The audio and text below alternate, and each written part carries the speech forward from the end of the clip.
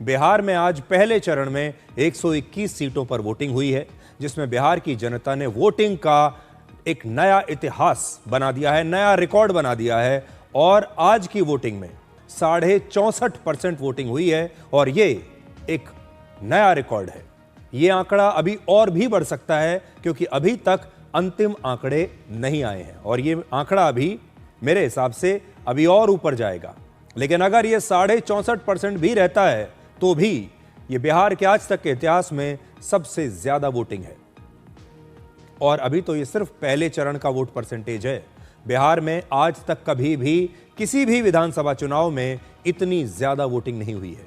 इससे पहले वर्ष 2000 में पहली बार 62% से ज्यादा वोटिंग हुई थी। उस समय एनडीए गठबंधन को 122 और आरजेडी गठबंधन को 127 सीटें मिली थी, जिसके बाद नीतीश कुमार ने सरकार बनाई, लेकिन वो बहुमत साबित नहीं कर पाए और सिर्फ 7 दिन में उन्हें इस्तीफा देना पड़ा और फिर आरजेडी की सत्ता में वापसी हुई थी और राबड़ी देवी तब दोबारा मुख्यमंत्री बनी थी।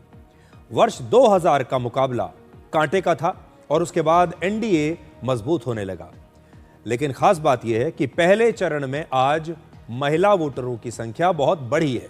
तो आज जो बम्पर वोटिंग हुई है उसके क्या मायने हैं ये आप सब जानना चाहते होंगे, इसलिए आज हम बिहार में हुई इस रिकॉर्ड तोड़ वोटिंग को आपके लिए डिकोड करेंगे और आपको बताएंगे कि इसका बिहार की राजनीति पर क्या असर पड़ेगा, इसका किसे फायदा होने वाला है और किसे इसका नुकसान होगा। अब बड़ा सवाल यह है कि जब ज्यादा वोटिंग होती है इसका मतलब यह है कि ज्यादा से ज्यादा लोग अपने घरों से बाहर निकलकर वोट डालने के लिए गए हैं और जब लोग बड़ी संख्या में वोट डालने जाते हैं तो उनका एक मकसद होता है, वो किसी मकसद के साथ इतनी बड़ी संख्या में वोट डालते हैं। यह मकसद क्या हो सकता है? क्या ये वोटिंग बदलाव के लिए हुई है?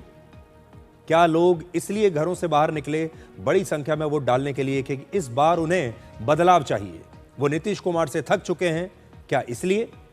यानी क्या ये वोटिंग परिवर्तन के लिए हुई है और या फिर लोगों ने इस डर से रिकॉर्ड तोड़ वोटिंग की है कि कहीं लालू यादव का जंगल राज वापस ना आ जाए?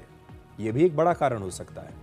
पहले चरण में ऐतिहासिक वोटिंग के बाद एनडीए और महागठबंधन दोनों ही ये कह रहे हैं कि इस वोटिंग का जो इतनी जबरदस्त वोटिंग हुई है ये असल में हमारे लिए हुई है, इसका फायदा हमें होगा।